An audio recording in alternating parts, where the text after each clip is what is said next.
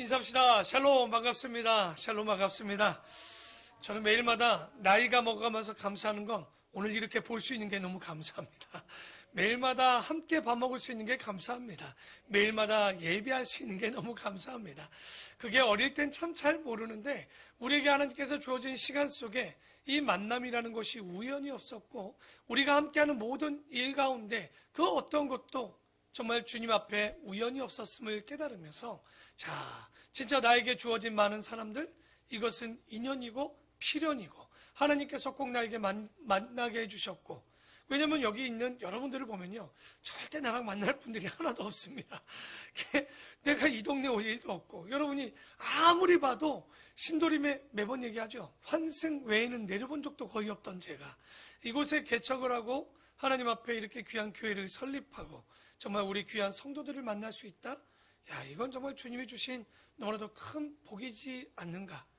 진심으로 여러분과 함께 할 수 있는 이 시간이 또한 하나님을 함께 믿을 수 있는 시간이 너무 감사한 시간이요 행복한 시간임을 제가 입술로 고백합니다. 자, 오늘은 그 입술 고백 가운데 오늘 또 예루살렘의 입성이라는 말씀을 가지고 마가복음 11장을 좀 살펴보려고 합니다. 이거 보면서 또 놀라면 안 됩니다. 이거 내가 어디서 봤던 건데 당연하죠. 마태복음에서 이미 다 살폈던 예수님의 생애 가운데 어떤 것들은 예수님의 생애가 마가복음에만 있는 것이 있고 혹은 마태복음에만 있는 것이 있는데 이처럼 또 함께 마태복음에도 마가복음에도 누가복음에도 요한복음에도 오늘 이 말씀은 사복음서 네 가지의 복음서에 다 들어있는 예루살렘이 이제 이 입성을 하심을 통해서 예수님이 입성함을 통해서 어떤 일이 있겠습니까? 바로 십자가에 못 박히는 그 한 주간 금요일까지의 마지막 한 주간을 보여주고 있는 그 예수님의 마지막 생애를 우리가 또다시 한번 반복함으로 그 의미가 어떤 의미인지를 좀 깨닫고자 합니다. 그래서 우리가 이 말씀을 보고는 있는데요. 그렇다고 해서 무조건 다 똑같지 않습니다. 어떻게 배열되느냐에 따라서 굉장히 성경은요 좀 다르게 보입니다. 오늘 보면요 왜 그럴 수밖에 없냐, 제자들이 예수님이 있었던 그때 글들을 다 쓴 게 아니에요.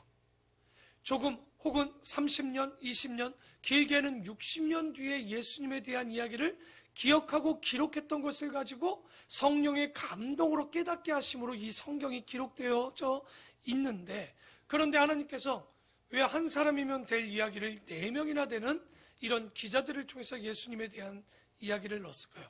그것은 하나님이 각자 4명의 각 기자들을 통해서 보여주고 싶은 이야기가 다르고 또한 이 4권을 통해서 보았을 때 그것도 적습니다. 솔직한 얘기로. 왜냐하면 우리를 창조하시고 우리를 구원하시는 예수님을 이런 4권 정도로 여러분 이야기를 한다? 정말 읽으시면서 족보가 지겨워 너무 길어 이러면요 정말 하나님이 그 마음 보시면 슬플 것 같아요. 왜냐하면 예수님의 이야기를 이렇게 짧게 간단 명료하게 솔직히 생애 3년 그리고 사생애 30년은 거의 들어가지도 아니고 그냥 예수님이 공적인 생애 3년만 거의 기록되어져 있는 이 내용들의 내용이 우리가 잡아봐야 정말 하루에도 다 읽을 수 있을 만한 내용이죠. 하지만 그런 내용들을 똑같이 쓰지 아니하고 어떤 안경을 가치를 가진 사람을 통해서 각각 주장하고 보여주고 싶은 내용이 달랐던 것 같아요. 그래서 마태는 우리가 잘 알듯이 그의 직업이 세리였습니다. 세리는 뭘 잘합니까? 영수증을 잘 모아둡니다. 그러다 보니 마태는요 그 이야기들 기적은 기적대로 이적은 이적대로 그리고 설교는 설교대로 이런 식으로 그 종류와 주제별로 모아놓은 것이고요. 누가는 누가복음 1장 2절부터 1절부터 쭉 보면 누가의 성품이 있죠. 의사이기도 하기 때문에 병든 자들에 대한 이야기 그리고 마태 마가가 뺀 31가지나 되는 많은 이야기들을 또 기록합니다. 그런데 그게 길지 않아요. 그러니까 굉장히 글 쓰는 능력이 있는 사람입니다.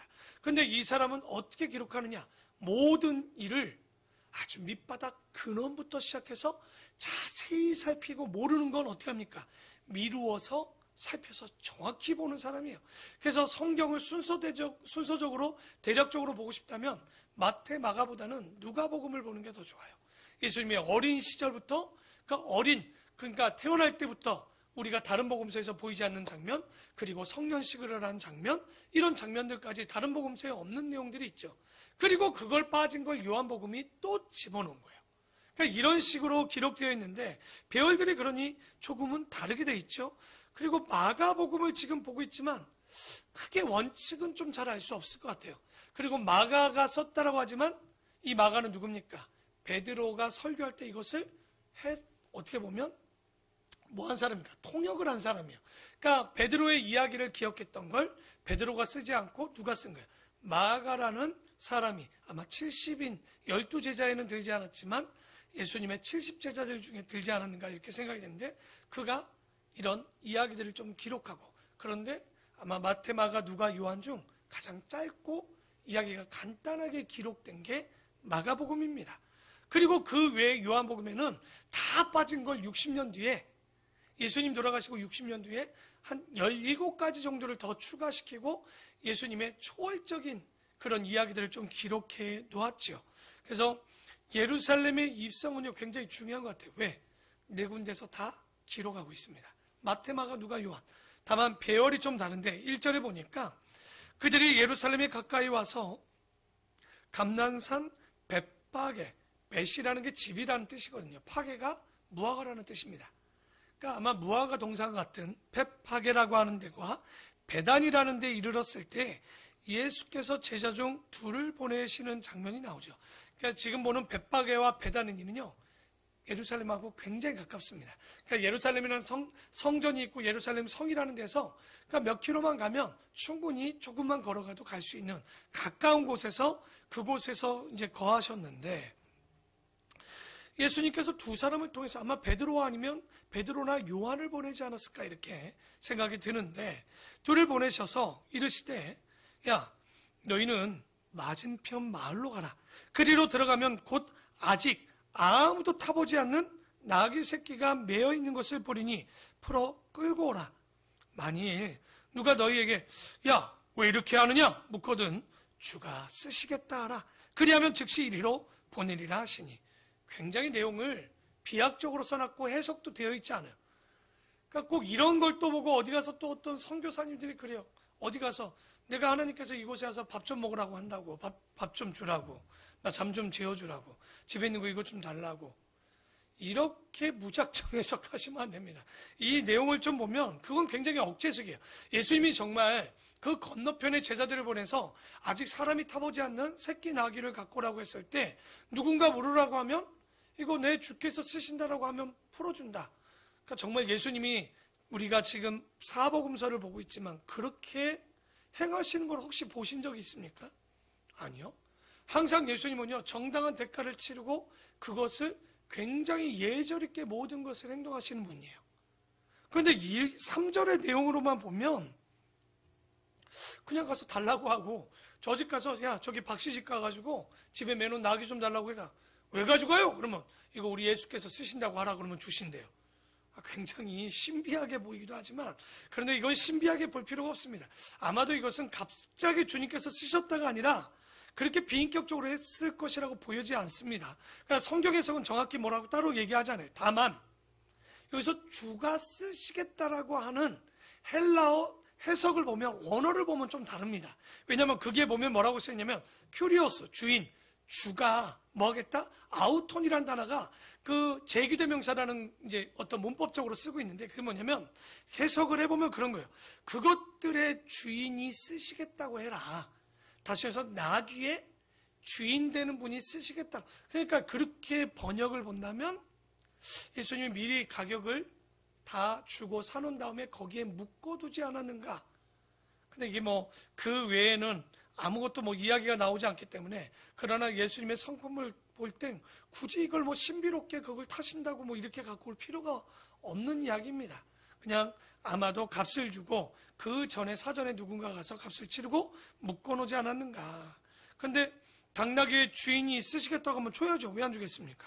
그런데 보니까 만일 4절이죠. 제자들이 가서 본즉 나귀 새끼가 문 앞거리에 매어 있는지라 그것을 푸니 거기 서 있는 사람 중 어떤 이들이길래 나귀 새끼를 풀어 무엇에 하느냐 하며 누가 시켜서 왔느냐 이렇게 물어봤겠죠. 제자들이 예수께서 이르신 대로 말한데 이에 허락하는지라. 나귀 새끼를 예수께서 끌고 와서 자기들의 겉옷을 그 위에 얹어 놓음에 예수께서 타시니 저도 당나귀 한번 타봤습니다. 나귀를 한번 타봤어요. 그렇게 크지도 않고, 그러니까 당나귀가 힘든지 제가 타자마자 배변을 하더라고요. 무거워서 그런지. 동물도 무거우면 꼭 배변을 해. 기분 나빠. 예전에 낙타도 탔는데 내가 타는 동물마다 좀, 제가 예전에 좀 몸이 있어서 그럴 줄 모르겠지만, 근데 그것들은요 길들여져서 문제가 없어요. 그런데 여기 분명히 얘기하죠. 이 나귀 새끼라는 것은 한 번도 사람들을 태우거나 아직은 훈련받지 않는 거예요. 그러니까 웬만하면 그 나귀 새끼 타지 않습니다. 왜? 낙마합니다. 낙마라고 해야 되는지 모르겠지만, 잘못하면 그 나귀에서 떨어질 수 있기 때문에 굉장히 위험한 거예요. 근데 왜 이 나귀 새끼를 섞였습니까? 아마 거룩한 목적으로 사용해야 되기 때문에 누구도 손 타지 않는 나귀 새끼를 쓰신 거예요. 그렇죠? 어린 양을 우리가 제물로 드리듯이 구별되어지는 나귀를 타고 타시려고 했던 것으로 보여지는데, 어쨌든 길을 들였다면 타기가 쉽겠지만 이건 솔직히 타기 쉽지 않습니다. 그런데 8절에 그 위에 이제 자기의 겉옷을 넣고 앉으셨어요. 그런데 사람들이 어떻게 하나 보십시오. 많은 사람들은 자기들의 겉옷을 또 다른 이들은 들에서 벤 나뭇가지를 길에 펴며, 우리가 내년 3, 4월이면 이거 무슨 주일에 우리가 이 말씀을 보거나 합니까? 종려가지 나무를 깔죠. 이거 지금 나뭇가지를 깔고 옷을 벗어서 겉옷을 걷는 건, 보여주는 건 어떤 관습이냐면, 왕들이 지나갈 때 왕들에 대한 존중으로 그 모습을 행하고 있는 거예요. 그러니까 나귀를 타고 가는데, 여러분 정확히 얘기하면 진짜 그들이 원하는 메시아라. 그 메시아가 뭐겠습니까? 그리스도라는 거죠. 우리를 구원할 자, 기름 부은 자, 구원할 자라는 이 메시아라는 분이 올 때 나귀가 아니라 백마를 타고 들어오셨어야 돼요. 그런데 이게 뭡니까? 나귀를 타고 들어옵니다. 그래도 사람들은 그 안에 옷을 벌어서 예를 표하는 그런 관습으로 보여주는데, 9절에 그냥 있지는 않았죠. 앞에서 가고 뒤에 따르는 자들이 소리 지르되 호산나 찬송하리로다. 주의 이름으로 오시는 이여 호산나 할렐루야. 호산나가 뭘까요? 우리를 구원하소서, 우리가 기도합니다라는 뜻을 갖고 있는 게 호산나라는 뜻입니다. 그러니까 우리가 기도하나이다, 우리를 구원하소서라는 일종의 환호성 같은 거. 왜? 메시아가 들어오니까 당연히 우리를 구원할 자니까 뭐라고 그래야 되겠어요? 호산나 외쳐야 되겠죠. 우리를 구원해달라고. 그랬더니 10절에 찬송하리로다. 오는 우리 조상 다윗의 나라여 가장 높은 곳에서 호산나 하더라. 그러니까 사람들이 이런 아주 주님을, 그 조상 다윗의 나라여 가장 높은 곳에서 호산나. 그러니까 이분이 어쨌든 약속된 구약에 보여줬던 메시아라고 느끼기는 했던 것 같아요. 근데 너무 간단히 쓰니까 그런 분위기, 배경을 전혀 모르잖아요. 그런데 잘 보십시오. 이때요, 바리새인이나 서기관이나 율법학자나 대제사장이나 긴장하고 있었어요. 왜냐하면 이미 예수님에 대한 소문들을 알고 있었죠. 당연히 예수님이 오셨을 때 사람들이 모였기 때문에 그 모여 있는데, 그게 어느 정도냐? 당국에서 우려할 만했어요. 그러니까 예수님이 오면 이것도 혹시나 밀란이나 이런 거 나지는 않을까? 그 빌라도 총독도 그랬고 대제사장도 두려움 가운데 있는 거죠. 이게 어떤 일이 일어날지 모르기 때문에. 그런데 예수님이 올 때 홍보했을까요? 아니요, 홍보라는 것도 없어요. 옛날에 우리 어렸을 때는 대통령이 해외 순방 끝나고 딱 나오면요, 저 중학교 때 많이 갔어요. 김포공항 근처에 학교를 다녔기 때문에 이쪽에 다녔는데, 거기까지 가서 중학교 수업 빼고 와서 뭐 했어요? 태극기 들고 길가에 서갖고 대통령 전혀 마음도 없는데 끌려가서 그냥 하루 수업 안 한다니까 좋아서 흔든 거지 아무 느낌도 없었는데, 근데 예수님은 그런 것도 아니에요. 그런데도 사람들이 지금 다 모였단 말이죠. 호응이 대단했죠. 그런데 어쨌든 사람들이 지금 종료주의, 유월절을 앞두고 종료주의를 지금 입성하고 있었는데, 사람들의 마음엔요, 억지로가 아니라 자기 스스로들 모였다는 거예요. 환영하고 지금 뭐라고 9절 10절에 얘기합니까? 호산나 다윗의 왕이요. 그런데 여기 모였던 사람들, 호응한 사람들이 예루살렘에 원래 기거하던 사람들이냐? 아닙니다. 분명히 아닐 겁니다. 아마도 예루살렘에 사는 사람들은 코빼기도 보이지 않았을 거예요. 그러면 이들은 누굴까요? 왜냐하면 이런 절기가 되면요, 굉장히 예루살렘 주변뿐만 아니라 해외에서도 많은 사람들이 절기를 지키러 평생에 한 번이나 혹은 이렇게 성지순례처럼 오기도 합니다. 그러니까 그 외국인들이 와서 봤는데 이야기를 들었겠죠. 자, 예수가 메시아라는 것 같다라는데 우리 한번 가서 그분이 온다는데 한번 가보자 해서 왔단 말이에요. 그런데 막 외치는데 뭐요? 옷을 깔고는 있는데 뭘 타고 들어오는 거야 지금? 나귀를 타고 들어오네. 뭔가 여기서 실망스러웠을 거예요. 근데 거기서 끝나지 않았어요. 야, 메시아 호산나는데 봤더니, 여러분, 제가 유명한지 안 유명한지는 우리가 행사를 할 때 보십시오. 졸업식이나 대학교 졸업식이나 혹은 어떤 큰 교회들이 어떤 행사할 때 꼭 주변에 있는 누가 옵니까? 유지들이 오죠. 뭐 국회의원이 오든지 시의원이 오든지 구의원이 와야 되는 거잖아요. 그래야 그 사람의 명성도 함께 올라가잖아요. 근데 예루살렘에서 대제사장도 안 와요. 바리새인들도 보이지 않아요. 서기관도 없어요. 율법학자들도 안 보입니다. 주변에. 보니까 뜨내기들, 알고 보면 정확히 얘기하면 뜨내기죠. 그들은 그냥 성지순례하러 왔는데 그런 사람들만 지금 보고 있는 거예요. 정확히 얘기하면 굉장히 초라한 종료주일에 예루살렘 입성이지 않았는가. 그것도 나귀를 타는데 백마도 아니고 당나귀를 타고 오니 진짜 보면 우습고 조롱거리가 되기 쉬운 모습인 게, 우리가 예수님을 믿으니까 겸손의 왕이구나 이렇게 느끼지만, 여러분이 왕이라는 분이 그렇게 타고 들어오고 유명한 사람들은 와서 아무도 인정해 주지 않는다면 그 예수를 인정하기가 쉬울까요? 아마 쉽지 않았을 겁니다. 그런데 아까 보셨죠? 10절에 찬송하리로다 오는 우리 조상 다윗의 나라여 가장 높은 곳에서 내가 당신 그 메시아를 보면서 호산나 하더라. 그러니까 어린아이나 몇몇 깨끗한 사람들은 그분이 메시아라는 것을 알았는 것 같아요. 그런데 어떻게 알았을까? 이게 구약에 보면 스가랴 9장, 스가랴에도 이미 나와 있고 나귀 타고 들어온다는 거. 근데 이 이야기가 다른 복음서에도 나온다고 그랬죠. 그게 누가복음 19장에 보면 이렇게 나옵니다. 찬송하리로다 주의 이름으로 오는 자요 그랬더니 이 바리새인이 뭐라고 얘기하냐면, 선생님이요 당신의 제자들이 지금 헛소리 하는데 책망하소서 이렇게 얘기합니다. 그랬더니 예수님이 뭐라냐, 이 사람들이 지금 나를 통해서 나를 위해서 침묵하면 뭐하냐? 돌들이 소리 지르리로다 이렇게 얘기합니다. 그러니까 저들의 입을 막아도 돌들이 나의 그 메시아 입성을 그들이 찬양할 거라고 얘기를 하는 거예요. 그러니까 지금 그러니까 종교 지도자들은 예수가 구원자인 걸 모르는데 어린아이나 여인들이나 이런 가난한 자들이나 깨끗한 자들은 그 예수가 메시아인 걸 깨닫고 있는 거예요. 지금도 참 놀라운 건 성도들은 아는데 어떤 신학자들이나 목사들이 모르는 것들이 너무 많이 있는 거예요. 그러면 누가 알아들을까요? 욕심이 들어오면 안 보입니다. 오늘도 나오지만 정치적인 욕심이나 교권, 다시 말해서 교회의 욕심들, 지금 목사님들 보십시오. 목사님들 중에도 욕심이 들어간 목사님들을 보면요, 저도 두려워요. 그러니까 저는 그분들을 욕하지 못하는 게, 사람은 끝까지 가봐야 나의 모습을 알 수 있으니까 손가락질할 수가 없더라고요. 잘못된 건 알아요. 그러니까 잘못된 걸 책망을 하지만 손가락질이 안 되는 이유가, 여러분은 정말 그러면 손가락질 안 받을 만큼 그런 건강한 권사님이십니까? 그렇게 되셔야 되죠. 근데 그거는요, 최종 우리가 묘비에나 혹은 사람들이 우리를 평가할 때나 알 수 있는 거지, 솔직히 지금 알 수 없는 거예요. 그러니까 이들도 마찬가지인 거예요. 지금 욕심이 들어오니까 들리지를 않아요. 순수한 마음, 예수 그리스도를 우리를 구원할 자, 그러니까 영생을 줄 자, 우리를 죄 가운데 건질 자로 보지 않는 거예요. 그저 지금 내가 제사장으로서 얻어야 될 이득들의 눈이 멀었고, 그들의 그런 교권들, 교회의 권위를 위해서, 종교의 권위를 위해서만 있는 거예요. 그래서 우리가 마태복음 5장에 보면 복 중에 뭐라고 합니까? 마음이 청결한 자는 복이 있나니 하늘나라를 뭐 할 것이라고 그래요? 볼 것이라고 얘기합니다. 천국은 아무나 보는 게 아니에요. 여러분, 욕심이 들어오면 절대 천국이나 건강한 신앙생활을 할 수가 없는 거예요. 그래서 순수한 마음에 욕심이나 이런 것들이 들어오지는 않아야 되는데, 이런 가운데 어린아이나 깨끗한 사람들이 호산나 다윗의 자손이여 주의 이름으로 오시는 이여라고 외칩니다.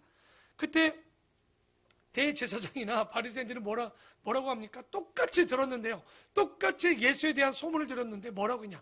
어떻게 하면 저 사람을 죽이고, 똑같은 이야기를 듣고도 반응이 너무 달랐다는 거예요.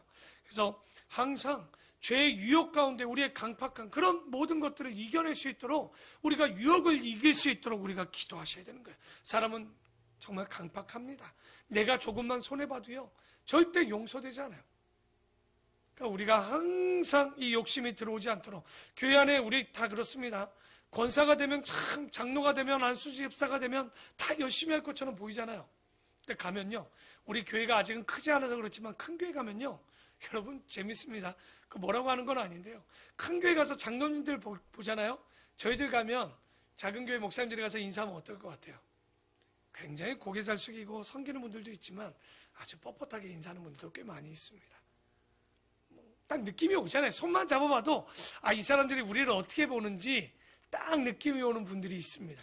근데 아니나 다를까 그 안에 그들이 처음부터 그랬을까요? 그러지 않았을까요? 아마 장로의 직분을 받았을 때 굉장히 순수하고 겸손한 마음으로 가졌지만 장로의 정치를 하고 보면서 자신들이 힘을 갖다 보니 작은 교회 목사들은 되게 우스운가 봐요. 그냥 웃지요. 그냥 기도하는 마음을 갖지만 바로 이런 것처럼 우리가 욕심이나 순수한 마음이 유지될 수 있도록 욕심을 밀어낼 수 있는 기도가 필요해요. 항상 우리가 죽을 때까지 언제나 건강할 수 없습니다. 우리가 항상 기도하지 않으면 오늘도 이 마음이 내일까지 가지 못할 수 있기 때문에 기도해야 되는데 11절에 보니까 예수께서 예루살렘에 이르러 이제 성전에 들어가사 모든 것을 둘러보시고 때가 이미 저물매 12제자들, 그러니까 예루살렘이 입성한 이후에 이제 이를 보시고 베다니로 다시 돌아가시는 장면이 나옵니다.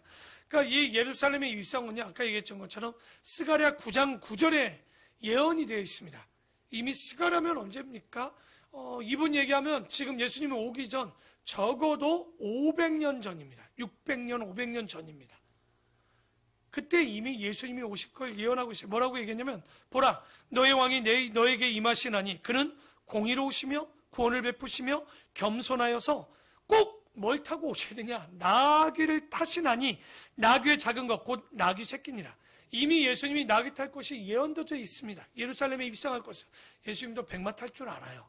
그러나 그 예언을 성취해야 되기 때문에 나귀를 찾아 나귀를 구입해 나귀를 타고 들어오시는 거죠.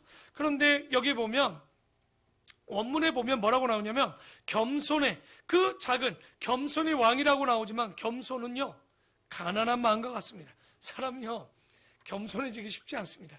심령이 가난한 자는 복이 있다라고 그러죠. 그들이 천국이 저희 것임이라고 얘기하는데 마음이 가난해지기 되게 힘들어요. 제가 9년 전 황규정 목사와 9년 이후의 황규정 목사는 같을까요, 지금? 저는 같지 않다고 봐요. 제가 처음 개척했을 때 제 마음은요, 뭐든지 행복했어요. 밥을 먹어도 행복하고, 사람을 봐도 행복하고, 우와, 오늘 2명이 앉아있어. 그것도 행복해요. 그런데 9년 뒤에 황규정 목사는 어떨까요? 배불렀어. 오늘 어디 갔지? 왜 안 왔지? 어느 순간 나도 모르게 정죄를 하고 있는 거예요. 왜 그럴까요? 배가 부른 거죠. 그러니까 오늘 여기 겸손이라는 건 가난한 단어와 왜 이게 같은 어원을 갖고 있을까? 잘 보면 부자가 천국에 가는 것은 낙타가 바늘게 말도 안 되네. 못 들어간다는 거예요. 그만큼 어린 거예요. 근데 그게 물질적인 부자도 있겠지만 마음의 부자가 돼버리면 안 돼요. 그 마음의 부자란 얘기는 뭐냐면 이 겸손하지 못한 부자는 절대 천국에 들어가지 못합니다. 그러니까 여러분, 우리 교회가 자꾸만 이렇게 제가 선교를 많이 하는 이유가 있어요. 배부르면 우리도 똑같아질 것 같아요. 천국에 들어가기 어려운 교회 될 것 같아요. 오히려 어려울 때 더 나누고 교회 통장에 많이 있기보다는 더 많이 써야 되지 않을까. 그러니까 다음 세대들을 위한 준비 외에는 더 많은 선교를 하고 더 많은 지원을 하고 더 많이 나눠야 되지 않을까. 저는 그런 생각을 마음은 아닌데 그렇게 가져야 된다는 건 알아요, 제가. 마음이 아니란 얘기는 항상 계산해 좀 편하고 싶은 마음으로 오늘 이만큼 갖고 있으면 교회가 더 편할 텐데 하지만 근데 항상 그거를 깰 수 있도록 겸손한 마음을 가질 수 있도록 순수함이 유지돼야 되는데 정말 어렵다는 얘기를 하고 싶은 거예요. 이게 나쁘다 좋다가 아니라 정말 어려운 이야기다. 근데 우리 주님은 그런 겸손의 왕으로 오신다라고 예언이 되어 있었고요. 그리고 베다니로 가죠. 그러니까 일 끝내고 나면 예루살렘에서 주무시지 않아요. 그러니까 이게 뭐냐면 도시에서 주무시지 않고 베다니는요, 알고 있지만 나병 환자들이 모여있는 동네예요. 집값도 싸지만 싸서가 아니라 그 자는 집 어떤 숙박업이 싸서가 아니라 거기에 누가 있습니까? 마리아도 있고 마르다도 있고 우리가 잘 아는 나병 환자 나사로도 있는 그 집에서 항상 3년 동안 아마도 예수님이 갈 때마다 그 집에서 자고 일 보고 돌아가고 자고 이랬단 말이죠.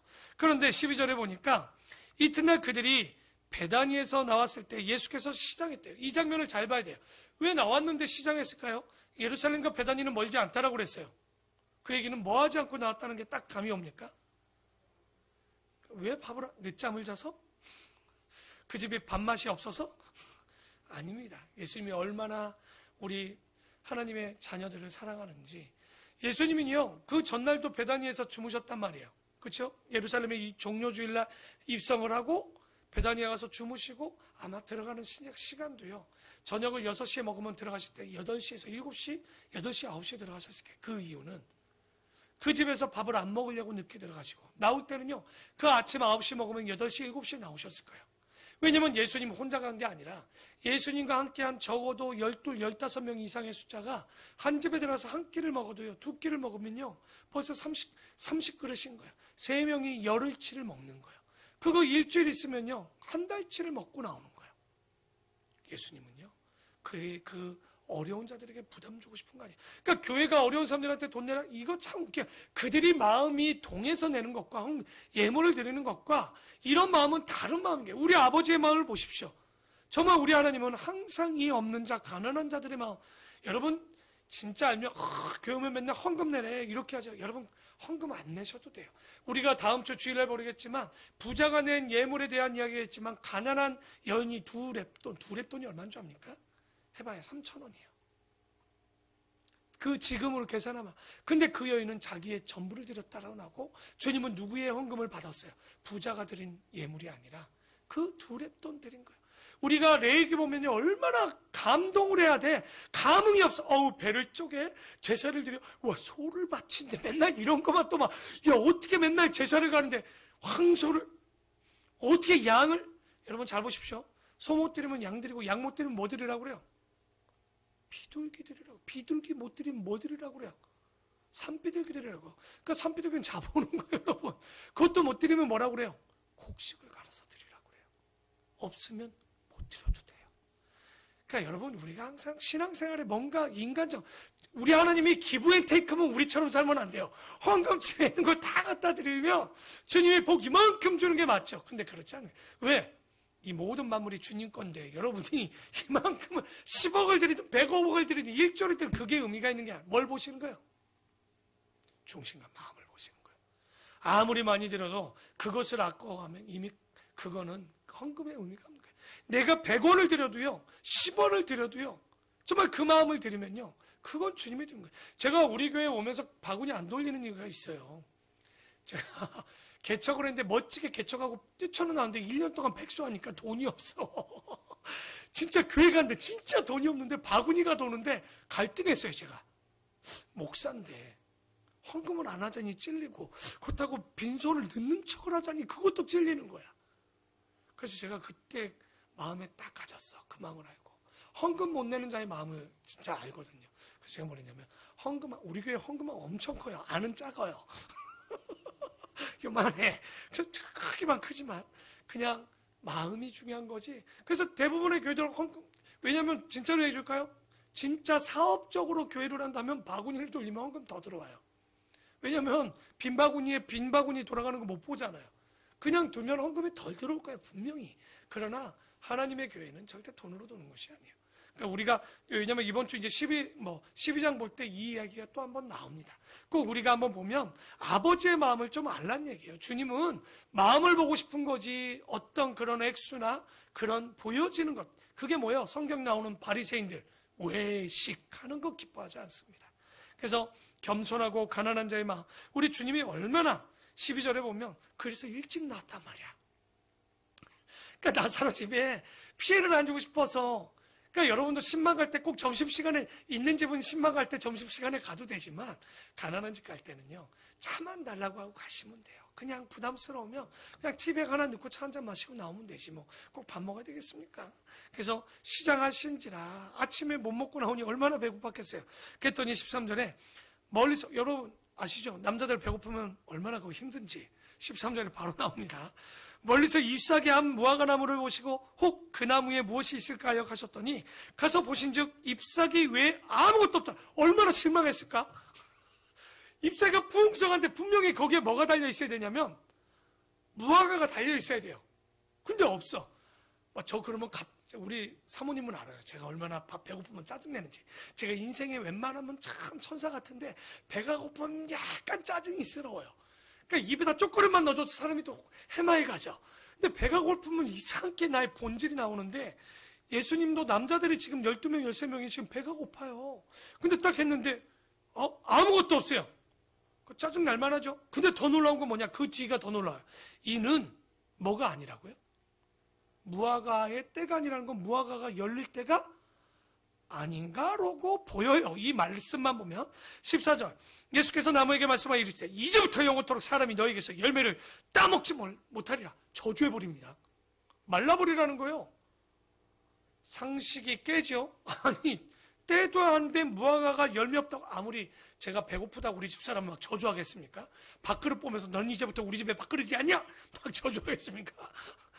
아무리 짜증나도 그렇게 안 하겠죠. 근데 이게 그래서 우리가 그 이스라엘의 문화와 배경을 모르면 성경을 볼 때 이해가 안 되는 거예요. 예수님이 지금 앞뒤가 안 맞는 양반이지. 아무리 배가 고파도 그렇지. 무화과 때도 아닌데. 근데 이 때라고 얘기한 게 뭐냐면 무화과가요, 2번 열매를 대충 2번 엽니다. 전년도부터 해서 봄쯤에 3월쯤에 열리는 무화과가 하나 있어요. 그 파괴입니다. 상품성 없습니다. 그냥 아무나 따먹어도 될 수 있는 무화과가 있고요. 가을에 열리는 진짜 상품성 있는 무화과가 또 한 번 열립니다. 그거는 주먹만 해요. 진짜 비가 굉장히 큽니다. 2개만 먹어도 배부를 만큼 큰 무화과예요. 곧 지금은 뭐냐면 여러분 이 절기 6월절을 보면 이때가 바로 봄이죠. 그 얘기는 파괴가 배파괴라고 아까 얘기했죠. 이 파괴라는 무화과가 열려야 되는데 열리지를 않았던 거예요. 그러니까 이거 지금 그냥 보여준 게 아니에요. 이 이야기를 마가도 기록하면서 배열을 한 이유가 있어요. 잘 보시면 그 위에 성전을 깨끗하게 하고 그 20절에 또 뭐가 나옵니까? 무화과가 마르다라는 아까 그 무화과가 다음날 나왔더니 말라버리는 거야. 저주했으니까. 이걸 그냥 배열한 게 아닙니다. 분명히 이 안에 이야기가 있겠죠. 주고자 하는 이야기가. 자, 누가복음을 먼저 보면 이 이야기를 알 것 같아요. 마태, 마가, 그 다음이 누가입니다. 누가복음 13장. 제가 가진 성경 118페이지 되겠습니다. 바로 뒤쪽에 있어요. 118페이지. 6절부터 9절까지 조금 여기가 더 많이 나왔기 때문에 한번 읽어볼게요. 여러분이 제가 한 절 여러분이 한 절 읽어봅시다.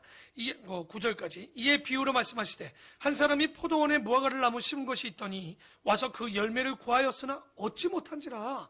포도원 지기에게 이르되 내가 3년을 와서 이 무화과 나무에 열매를 구하되 얻지 못하니 찍어버리라. 어찌 땅에 버리게 하겠느냐. 대답하여 이르되 죄송합니다. 제가 혼자 다 읽었네요. 다 읽을게요 그냥. 대답하여 이르되 주인이여 금년에도 그대로 두소서. 내가 두릅하고 거름을 줄이니. 그래도 9절은 여러분이 읽어야 되겠네요. 읽겠습니다. 시작.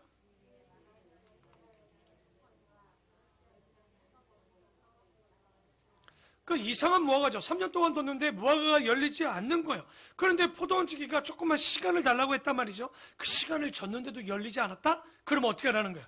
찍어 버리소서. 기다렸다라는 거죠.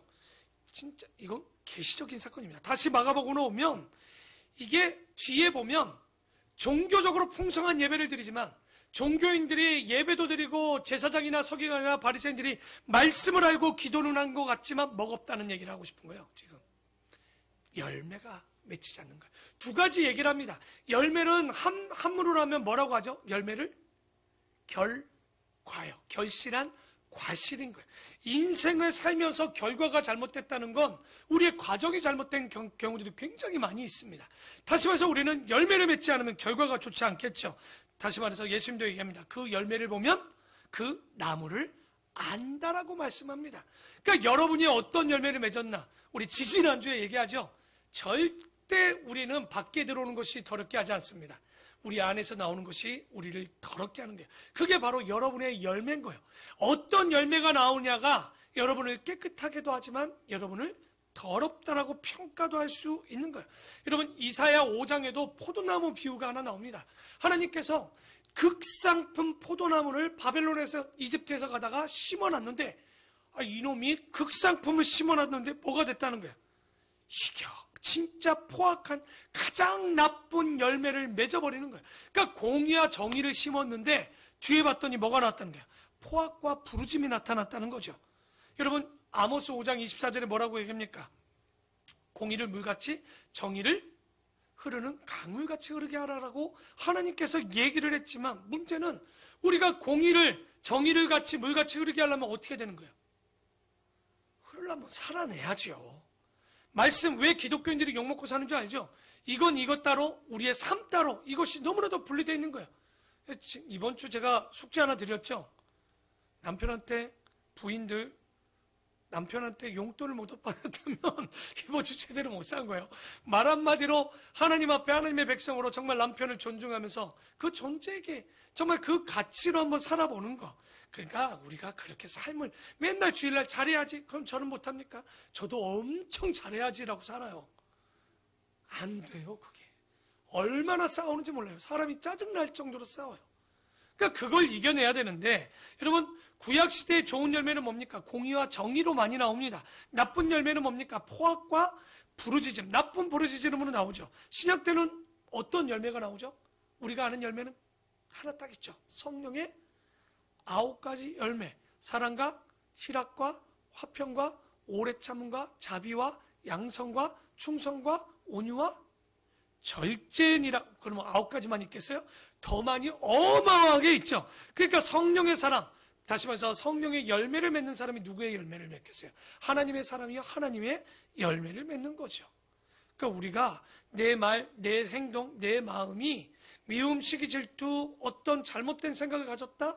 이거 건강치 않은 거예요. 그래서 항상 기도해야 되는 거예요. 내 생각이 바른 생각인지 아닌지. 그런데 교회 와서 걸핏하면 싸우는 사람이 있어요. 걸핏하면 시기 질투야. 사람을 용서할 줄도 몰라. 사랑할 줄도 몰라. 여러분, 그런 사람들이 어떻게 좋은 열매를 맺을 수 있겠습니까? 그러면 오늘 말씀대로면 굉장히 두려운 거예요. 교회에 와서 열심히 봉사하는 척하지만 뭐가 없는 거예요? 하나님의 열매, 성령의 열매가 없는 거죠. 그래서 다시 한번 봅시다. 15절에 보면 14절이죠? 아니구나. 14절 맞죠? 예수께서 나무에게 말씀하여 이르시되 이제부터 영원토록 사람이 너에게서 열매를 따먹지 못하리라 하시니 제자들이 이를 듣고 있는데 뭔 말인지 잘 몰랐을 거예요. 아마. 이제 15절을 그 가운데 이야기를 하는데 그들이 이제 예루살렘에 들어가니라. 예루살렘의 성전에 들어가서 성전 안에서 매매하는 자들을 내쫓으시며 돈 바꾸는 자들과 상과 비둘기 파는 자들의 의자를 둘러 엎으시며 아무나 물건을 가지고 성전 안으로 지나다님을 허락하지 아니하시고 이에 가르쳐 이르시되 기록된 바 원래 성전은 뭐하는 집이다? 내 집은 만민이 기도하는 집이다라고 되어 있습니다. 이사야서 56장 7절이죠. 제가 새벽에도 얘기했죠. 저는 이런 거 외울 때 567 기록을 외워요. 저를 외울 때 잘 모르니까 외우고 싶어서. 기도하는 집이요. 만민이 기도하는 집. 567인데 이게 내 집은 만민이 기도하는 집이라 칭함받았지만 근데 문제는 그 안이 지금 뭐로 바뀌었다는 거예요? 강도의 소굴, 도둑놈의 소굴로. 왜? 예배하러 왔는데 이걸 종교 지도자들이 장사해버려가지고 예배 드리러 왔는데 양을 드리라고 야, 흠 있어. 가서 양 다시 사와. 바로 옆에서 양 사오게 합니다. 근데 그것도 돈을 더 프리미엄을 붙여갖고 파는 거예요. 그 10만 원이면 살 거 15만 원을 파는 거예요. 근데 어차피 내가 드리러 왔는데 안 사면 안 되는 거죠. 동전도 보니까 원래 이게 환전을 해야 되거든요. 왜 데나리온 같은 거는요. 은화는 이게 원래 로마 돈이에요. 성전에 드리는 돈은 로마 돈 드리면 안 되는 거예요. 그러니까 다시 이것을 환전하는데 뭐 하는 거예요? 더 비싸게 환전해서 돈을 받는 거죠. 가치보다.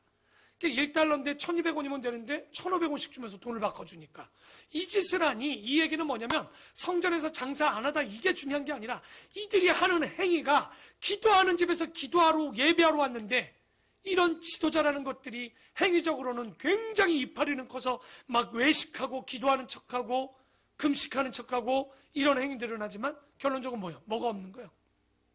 열매를 맺지 못하는 행위를 얘기하고 있는 거예요. 그래서 이런 이야기를 하면서 여러분 무화과가 뭐예요? 이름 자체로 보면 꽃이 피지 않는 나무가 무화과입니다. 꽃 안 열리고 그냥 열매가 맺는 게 무화과예요 원래. 그런데 더 웃긴 건 꽃도 안 피면요 여러분 그 나무를 왜 키워요? 꽃이라도 펴야 열매가 없어도 이쁘는 거 보는데 꽃도 안 피면 이건 쓸모없는 나무란 얘기입니다. 이게 열매도 맺지 않는데 꽃도 없는데 이게 뭐가 있겠습니까? 그러니까 일부러 상징적으로 이거를 배열을 이렇게 해놓은 거예요 지금. 그러면서 이제 19절에 정확히 20절에 결과적으로 얘기하는 것 같아요. 뭐라고? 18절이죠. 대제사장들과 서기관들이 잘 보십시오. 이파리만 많은 것들이 그 예수에 대해서 듣고 뭐라고 합니까? 예수를 어떻게 죽일까 하고 꾀하니 이는 무리가 다 그의 교훈을 놀랍게 여기므로 그를 두려워하는 거예요. 두렵다는 건 자기들의 욕심을 빼앗기고, 그러니까 눈먼 거예요. 욕심의 눈이 머니니까 예수님이 주는 영원한 생명은 보이지도 않아요. 내가 돈 버는 거 돈 못 벌까 봐 그게 무서워서 예수를 죽일까 하노라. 들었지만 다르게 들립니다. 그리고 날이 저물매 그들이 성 밖으로 어디로 갔겠습니까? 또 베다니로 갔겠죠. 가서 가시더니 그들이 다음날 아침에 또 베다니에서 또 나와서 지나갈 때 무화과나무 아까 봤죠? 근데 봤더니 멋에 마른 거야. 여러분 하룻밤 사이에 뿌리채 마를 수 있겠습니까? 진짜 저주하신 거 맞나 봐요. 분명합니다. 그랬더니 베드로가 생각이 나서 여쭤보되 선생님 라피어 보셔서 저주하신 무화과나무가 말랐나이다. 예수께서 그들에게 대답하여 이르시되 하나님을 제발 좀 믿어라. 여러분 제자들이 예수님이 하나님 믿는다고 따르는 사람인데요, 이게 꼭 그런 거예요. 목사님 제발 예수 믿고 천국 가세요라고 한, 예전에 우리 원로 목사님 한 분이 그렇게 했죠. 목사님들 보고 목사님 제발 목사님들 예수 믿고 천국 가세요 라고 얘기했다고 합니다. 공감합니다. 그러니까 아마도 목사들이 천국 가면요 제일 뛰쳐나올 분이 누구냐? 예수님이 뛰쳐나오실 거야. 이야 네가 얼마 만에 온 목사냐 이러실 것 같아. 목사가 그만큼 참 은혜로운 자리지만 위험한 자리이기도 하다는 얘기예요. 그러니까 우리가 항상 예수 믿는 건 그렇게 쉽지 않은 거예요. 그만큼 사단은요, 여러분 교회 올 때요 그냥 목사가 싫고 사람이 싫어서 교회 안 오는 게 아니에요. 잘하셔야 돼요. 그럴 수도 있지만 대부분 보면 우리가 천국 가는 거 싫어하는 마귀가 장난을 참 많이 칩니다. 사람을 통해서, 미움을 통해서, 어떤 물질을 통해서 다 그래요. 그런 거 속지 마세요.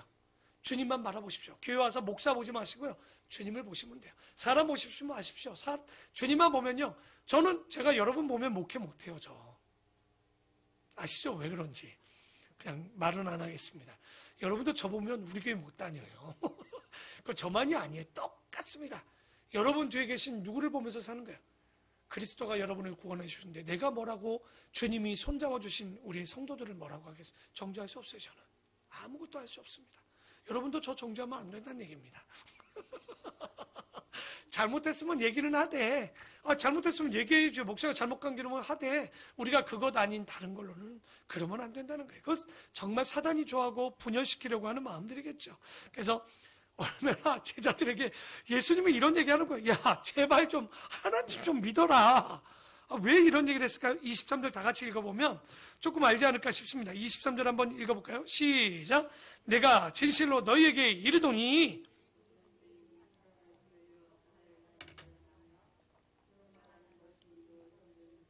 마음에 의심하지 아니하면 그대로 되리라. 이들이 의심을 좀 했나 보죠. 믿음의 힘을 말씀하시는 거예요. 지금 말씀의 힘을 얘기하시는 건데 이게 너무 가정법적으로 말씀대로, 그러니까 성경을 무조건 문자적으로 본다? B. 상징적으로 본다? B. 그때에 맞게 문자적으로 믿어야 될 건 믿어야 되고요. 상징적인 건 상징적인 거예요. 비유는 비유인 거예요. 여러분 요한계시록이 그래서 어려워요. 서신이면서도 문자적으로 봐야 되는 건 문자적으로, 상징은 상징으로 봐야 되는데 이걸 무식한 인간들이, 신학자들이나 사람이나 목사들이 뭐라고 해석을 해보는 거예요. 그냥 비유로 해석하거나 상징으로만 해석하거나 문자적으로 해석하니까 맨날 신천지처럼 우린 14만 4천 명이 들어가야 돼. 그것도 제대로 해석도 못해가지고. 그러니까 그 14만 4천 명만 천국 가면 신천지 다 가고 그러면 70억 인구는 다 지옥 갑니까 그러면? 미리 간 분은 어떻게 할 거야 그러면? 그게 뭐가 앞뒤가 안 맞잖아요. 지금 14만 4천 명입니까 그러면?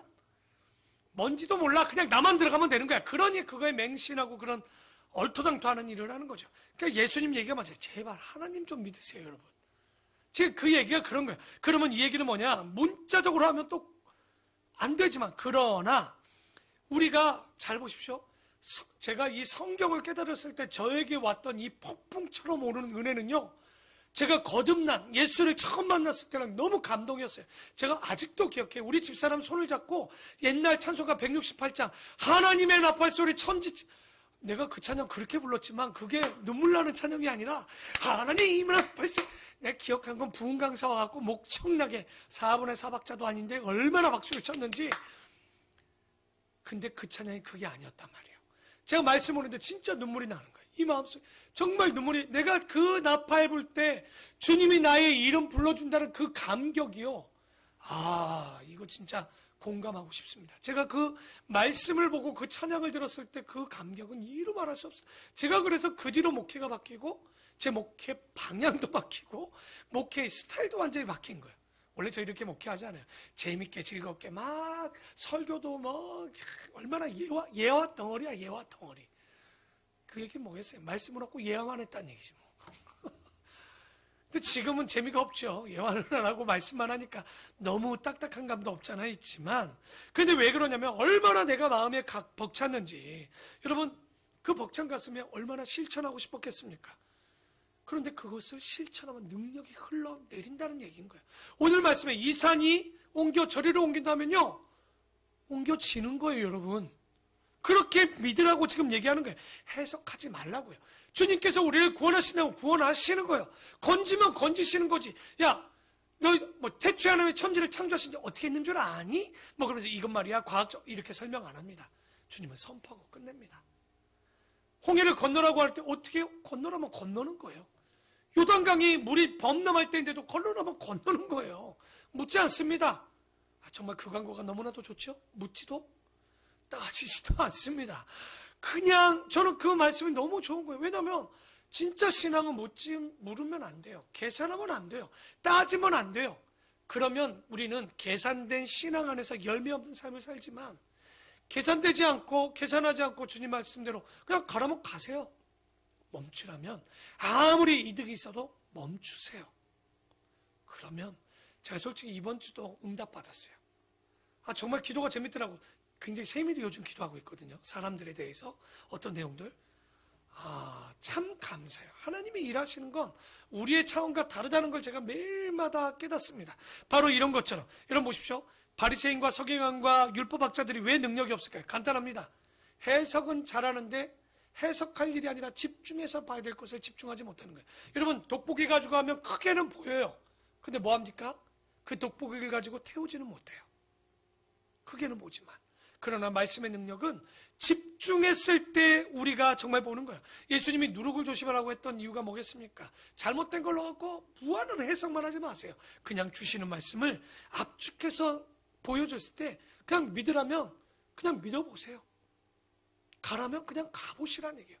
그러고 해보거나 하지 계산하고 아닐 것 같대. 어떻게 오병이어가 되겠습니까? 맞죠? 설명하면 말이 안 돼요. 그런데 떡을 나눠주려니까 제자들이 뭐 한 거예요? 나눠줬으니까 좋지. 5,000명인데 나눠주라는 말이 돼요 그게? 저 같으면 그러죠. 선생님 싸워요.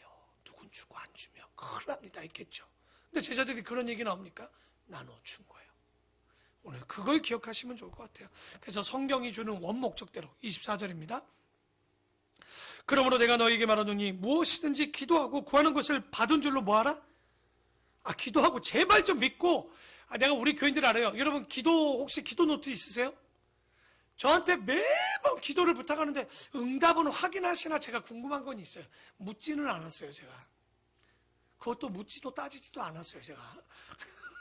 근데 집에 가서 꼭 기도해 보시고 이 응답이 몇 월 며칠 날 기도하고 응답했는지를 보시고, 그게 감사하면 감사한 마음을 표현하시면 되는 거예요. 하나님 앞에 감사하면 되죠. 그러니까 진짜 하나님께서 조지 뮬러라는 목사님이 뭐 했습니까? 조지 뮬러의 5만 번의 응답. 어떻게 5만 번의 기도 응답을 합니까? 근데 그분의 책을 보면 응답할 만하겠더라고요. 우리가 생각하는 모든 것들이 기적일 수 있어요. 하지만 그것 넘어선 기적들이 보이죠. 고아원에 빵을 줘야 되는데 빵 먹을 게 없는데 기도할 때 그 빵을 먹일 수 있는 빵값을 주러 사람들이 오고, 그 응답을 보여주시는 역사가 이루어지고 있는 거죠. 외치고 순종해 보십시오. 그리하면 너희에게 그대로 될 줄 믿습니다. 그들이 서서 기도할 때, 유대인들은요 기도법 자체가 서서 기도하는 게 있어요. 기도할 때 아무에게나 혐의가 있거든 그 혐의가 보여도 그 용서하라, 정죄하지 말라는 거예요. 그리하여야 하늘에 계신 너희 아버지께서 너희의 허물을 사하여 줄 거라는 거예요. 우리 주기도문 가운데 뭐가 있어요? 우리가 우리에게 잘못한 사람을 뭐 해준 것 같지? 용서해 줘야 주님도 우리의 죄를 뭐 해주시는 거예요. 우린 다른 사람의 죄를 용서할 수는 없어요. 잘못을 용서해 주겠지만 주님은 우리의 죄를 용서해 주겠다는 거예요. 여러분 우리가 남도 용서 못하면 주님은 우리의 뭘 보시겠습니까? 남의 티를 보는 자는요 자기 눈에 들보를 못 봐서 큰일 납니다. 죽는 거죠. 그래서 용서도 안 하고 어떻게 뭘 할 수 있겠습니까? 그래서 오늘 이 말씀에 보면 우리가 항상 주님의 말씀 앞에, 여러분 지금도 미워하는 분이 있다면 미워한다고 답 나오지 않더라고요. 미워하지 마십시오. 저도 그 미움을 버리는 게 어렵지만 빨리 용서를 버려야 내가 자유해질 수 있습니다. 주님 안에. 그래서 길게 사랑하면서 살아갈 수 있도록 우리가 매일 필요 없이 항상 사랑으로 살아가면 될 것 같아요. 25절에 다시 한번 읽죠. 서서 기도할 때 아무에게나 혐의가 있거든 용서하라. 그리하여야 하늘에 계신 너희 아버지께서도 너희의 허물을 사하여 주시리라 하시니라. 이제 이야기가 끝나고요. 27절입니다. 이제 25절에 보면 단순한 믿음과 기도의 능력에 대한 이야기가 나오죠. 단 뭐 해야 되지 가능합니까? 용서하셔야 됩니다. 아무 용서 없이, 왜냐하면 그 용서하지 못하면 주님도 우리를 사랑해 주지 못할 것이고, 그리고 끝까지 순전한 믿음을 요구하고 계시는 거예요. 계산하지 마십시오. 한번 해보십시오. 목회하라는 이유가, 제가 후배들에게 개척을 하라고 한 이유는 기도해보면 그 단순히 기도할 때 어떻게 먹이시고 입히시는지를 보여주는 거예요. 제가 잠깐 얘기할까요? 이제 마지막 남았으니까. 저희 집사람 제가 딱 결혼하고 헛소리 했었잖아요. 또 객기에 여보 교육자의 부인은 직장을 관두는 거야. 그랬더니 진짜 믿음 좋아서 바로 관두더라고요. 근데 그 관두자마자 생활비가 갑자기 그때 이제 지났으니까 그때 80만 원을 받았어요. 제가 11조 떼고 하면 한 60만 원 헌금 생활하고 하면 50만 원 가지고 사는 거야. 한 달을. 근데 제 생각엔 그랬어요. 개척하고 나서도 동일하게 속으로는 그랬지. 힘들 때는 어디 가서 알바라도 좀 했으면 좋겠는데. 믿음이 너무 좋아. 알바를 안 해요. 저희 집사람은. 왜냐면 맞벌이 하는 게 잘못됐다는 게 아닙니다. 하는 목사님들이 잘못됐다는 게 아니라 저는 그냥 그렇게 생각한 거예요. 주님, 능력도 없는데 여기서 일까지 하면 목회가 되겠습니까? 제가 주님을 믿고 개척을 한다면 저는 항상 그거 믿어요. 그 기도가 잘못되긴 했지. 일용할 양식을 주신다고 믿습니다. 그냥 먹여주고 입혀주면 분명히 저는 주실 걸 믿습니다 했더니 9년째 우리 교회가 빚지진 않지만 일용할 양식으로 살아가고 있어요. 더 주긴 해요. 일용할 양식보다 주지만 그래서 감사하기도 하고. 그러니까 여러분 한번 해보시란 얘기예요. 제가 어디 가서도 이렇게 얘기할 수 있는 건, 제가 개척을 했고 믿음대로 단순하게 정말 주님만 바라봤을 때 교회가, 여러분 알지만 작은 교회 목사님들이 많이 나가서 일하셔요. 어쩔 수 없이 진짜 사람이 없어서 이중직을 안 가지면 교회를 운영할 수 없어요. 왜? 목사님이 헌금 내고 목사님이 그걸로 월세를 내고 목사님이 목사님 사례를 자기네 돈으로 자기가 받는 거예요. 그런 교회가 실제 7, 80입니다. 우리 한국교회 보면. 그러니까 여러분이 한번 해보라는 얘기예요. 기도하고 믿고 한번 나가보시면 좀 배고플 때도 있지만 그걸 견디시면 분명히 주님께서 응답을 좀 보여주지 않을까. 재밌다니까요. 주님이 진짜 일하시는 걸 한번 느껴보십시오. 27절입니다. 그들이 다시 예루살렘에 들어가니라. 예수께서 성전에서 거느실 때에 대제사장들과 서기관들과 장로들이 나와, 좋은 일로 나오지 않습니다. 이 인간들은 꼭 예수님을 시험하러 나오죠. 이르되 무슨 권위로 이런 일들을 네가 하느냐, 누가 일할 권리를 너에게 주었느냐 묻는 거예요. 그러니까 당신이 지금 사람을 고치고 말을 하고 설교를 하는데 누가 너 신학교 어디 나왔어? 꼭 이런 것 같아. 정규 신학교 나왔어 당신? 어디서? 당신 선생님 누구야? 랍비 중에 누구? 어디 학파야? 이렇게 물어보고 있는 거죠. 그러니까 예수께서 이르시되, 참 지혜롭습니다. 뭐라고 하냐면, 나도 한 말을 너희에게 한번 질문 좀 해보자. 줄 한번 칩시다. 나도 한 말을 너희에게 물으니 대답하라. 그리하면 나도 무슨 권위로 이런 일을 하는지 이르리라. 여러분, 우리가 즉답, 대답할 것도 있지만 답하지 않고 지혜가 좀 있어야 될 때가 있더라고요. 그러니까 우리가 어떤 말도 안 되는 이야기를 하는데 며칠 전에 아니다, 그냥 안 할게요. 끝나고 얘기해 줄게요. 그거는. 그러니까 순수하지 않은 사람들이 말을 걸을 때 답하고 반복하는 일이, 솔직히 그들은요 들으려고 하지 않기 때문에 계속 주고받고 하다가 답이 안 나는 경우들이 많이 있습니다. 근데 예수님이 하는 방법 보십시오. 나도 하나 물어보자. 그러니까 어설프게 답해봐야 그들 얘기해줘봐야 듣지도 않으니까 예수님도 얘기하는 거죠. 그 뒤에 우리가 이번 주에도 보있지만 동전 갖고 와서 얘기하잖아요. 이거 가이사에게 세금을 내야 됩니까 말아야 됩니까? 그러니까 은하를 보여주면서 가이사의 것, 다시 말해서 시저, 로마의 시저에게 드릴 건 주님께 드리고 하나님께 드릴 건 하나님께 드려라. 굉장히 아주 누구도 뭐하지 못할 답을 주지 않습니까? 예수님도 지금 그 얘기를 하는 거예요. 무슨 권위로 얘기하냐고? 그래, 나도 하나 물어보자. 요한, 여기서 말하는 요한은 세례 요한이죠. 요한의 세례가 하늘로부터냐 사람부터냐? 한번 나한테 먼저 답해주면 내가 답을 얘기해 줄게. 근데 그들이 서로 의논하여 이르되, 만일 하늘로부터라 하면 어찌하여 그를 믿지 아니하였느냐 할 것이니, 왜냐하면 하늘로부터라고 왔다라고 하면 세례 요한을 그렇게 좋아하지 않았거든요. 동일하게. 그러면 왜 믿지 않느냐고 할 것이고, 근데 사람으로부터라고 할까 하였으나 모든 사람이 지금 세례 요한을 뭐로 보고 있기 때문에 선지자로 보고 있는데 또 사람이다 그러면 또 안 되잖아요. 대부분의 사람들은 종교 지도자 빼고는 다 선지자야. 하나님이 보내주신. 나 아니라고 할 수가 없는 거죠. 그러니까 그들이 백성을 두려워하는지라. 그러니까 대답 안 하죠. 그러면서 예수께 대답하여 이르되, 우리가 뭐 하지 못한다고요? 알지 못하나이다. 기회주의자들입니다. 주의 인간들. 말 안 합니다. 예수께서 이르시되, 그래? 그러면 나도 무슨 권위로 이런 일을 하는지 너희에게 이르지 아니하리라. 똑똑하니까 알겠죠? 이 말을 어떻게 해야 될지. 아마 집에 가서 잠을 못 잤을 거예요. 억울해가지고. 예수 저거 말이나 못하면 모르겠는데 말을 너무 잘해 저거.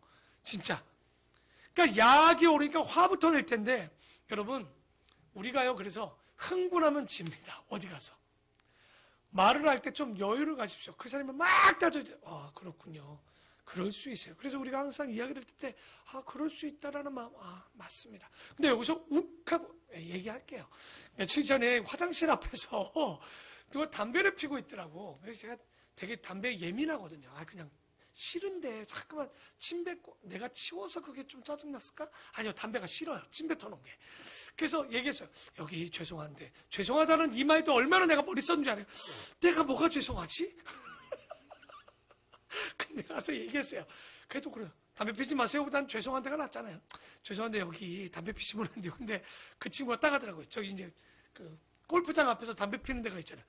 저기는 담배 피는데 왜 나는 여기서 담배 못 피게 하니? 이때 내가 화가 난 거야. 말을 뭐라고 해. 왜 되쳤어야 돼? 끝나고 났는데 이제 생각이 막 나는 거지. 내가 열받을 게 아니라, 여기는 공공장소고, 자기 집 앞에서 피는데 내가 그것까지 뭐라고 말을 못하지만, 화장실은 같이 쓰는 데 아닙니까? 라고 얘기해야 되는데, 그걸 열받아가지고 말을 못한 거야. 뭐 싸울 뻔했는데 옆에 있는 친구가, 야, 올라가서 피자 하고 올라가더라고요. 그러니까 내가 이 바리새인들 마음을 알아. 지금 막 짜증이, 이마 가득 난 거야, 지금. 왜냐면 제가 그러면서도 또 회개했지. 제가 요즘 그 친구들 보면서 계속 회개하거든요. 지금 몇 가지 사건 때문에 내가 게으른 거 아닐까? 내가 그냥 쓸면 되지. 그럼 말하고 안 들어도 그냥 지나치고 그냥 내가 좀 게으른 거 아닌가? 일단 요즘 그 고민 중에 빠져 있기는 하는데, 근데 그때 그거보다 더 화났던 건 그거 딱 얘기할 수 있는 내용이었잖아요. 화 안 났으면 생각할 수 있는 내용인데 확 열이 난 거야. 저기도 피는데요? 이 양반이 저 사람이 사람 죽였다고 같이 죽일 거야? 이렇게도 얘기할 수 있었을 텐데. 끝나고 나서 생각나는 게 너무 속상한 거야. 내가 진짜 좀 젊은 사람들이었어요. 저것들 진짜 내가 목소리나 목사 안 같아야지 또 열이라도 내지. 내가 맨날 그 죄인처럼 살거든요, 매일. 그러니까 말씀을 드리는 거예요. 제가 그걸 또 깨달은 건 내가 화가 나 있고 내가 분이 차 있으면요 지혜롭지 못합니다. 진짜 우리 예수님은 얼마나 억울했을까요? 그 사람들이 와서 이제 우리가 다음 주에 이제 주일날 보는 거 보면요, 바리새인 끝나면 사두개인이 오고, 사두개인이 끝나면 그 뒤에 서기관이 오고, 이것들이 아주 예수님의 시험에 빠지려고 한 놈이 오는 게 아니에요. 줄줄이 나타납니다. 이걸 그래? 네가 이걸 그래? 또 이거 헤롯 땅이 나쁜 놈들끼리도 또 마음이 얼마나 잘 맞는지 예수님 잡고 난 똑같이 옵니다. 아주 그냥. 근데 그런 가운데 예수 믿는 자들도 얼마나 많은 적들이 있어요. 솔직히 적은 아니지만 그냥 핍박하는, 그냥 어떻게든 막 질책하고 싶은 사람들이 많이 있거든요. 열받으면 아니 되옵나이다. 정말 이 마음 가운데. 그럼 뭐 해야 될까요? 여러분, 하나님의 마음을 일단 알아야 돼요. 하나님이 누군 줄 알아야 화를 내든지, 그렇다고 무조건 참으란 얘기가 아닙니다. 이 얘기는 예수님도 분낼 때 분내시고 화내실 줄 아는 분인 거예요. 그러나 화낼 때가 아닌데 하나님의 마음도 아닌데 화를 내거나, 혹은 뭔지 몰라서 말을 못해서 맹목적으로 일들을 하거나 믿거나 그러지는 않아야 되는 거예요. 오늘 말씀을 보면서 제발 그래서 우리가 책도 좀 보셔야 됩니다. 성경도 보셔야 됩니다. 그러나 이 모든 일은 왜 보는 걸까요? 하나님의 마음과 뜻을 알고. 그리고 여러분, 제가 그때 맨날 누구한테는 그랬어. 권사님 잘 보세요. 느헤미야도 그 왕 앞에서 그 잠깐 기도했잖아요. 생각해보니까 그 잠깐 기도 안 했어. 나는 그 짧은 순간 기도해서 응답을 받았어야 되는데 왜? 야고보서 1장 15절에 뭐라고 얘기합니까? 너희 중에 너희가 지혜가 부족하거든 후히 주시고 꾸짖지 아니하신 하나님께 구하라. 그리하면 너희에게 주시리라고 말씀하거든요. 맨날 말은 잘하면서 저도 고백하고 회개하는 거예요. 그래서 오늘의 말씀을 가지고 진리를 가진 우리가 비둘기처럼 순결하여서 분내지 말고 억울하지 말고, 제가 요즘 그거 훈련하고 있어요. 솔직히 분내지 말자, 억울해하지 말자, 그냥 정당한 건 정당하게 하고 화내지 말자. 정말 주님의 모습을 통해서 오늘 얘기했죠. 우리가 보일 수 있는, 예수 믿는다고 보일 수 있는 건 주님의 사랑밖에 없어요. 새벽에 말씀드렸죠. 우리가 증표가 뭐예요? 여러분이 어디 가서 예수 믿는다는 걸 뭘로 보여줄 수 있습니까? 무화과나무가 열매가 없어서 그가 예수를 믿는지 없는지 몰랐던 거예요. 그 열매가 사랑의 열매가 열리고 오래 참음과 충성과 온유와 절제와 자비와 이 모든 열매가 열렸다면 이 사람 예수 믿는 사람 같다라고 나와야 될 텐데 우리의 모습 속에 너무나도 하나님의 마음을 모르고 있는 건 아닌가. 오늘 이 말씀을 가지고 저주받은 그런 무화과가 되지 마시고 진짜 이 한 주간 살아갈 때 부족한 우리지만 주님께 의지하여서 사랑의 열매, 바로 자비의 열매, 긍휼의 열매, 온유의 열매, 충성의 열매, 이런 열매를 맺을 수 있는 아름답고 복된, 그리고 제발 하나님 좀 믿으시고 그 믿음을 가지고 믿음대로 살아내는 아름다운 성도 되기를 축원합니다.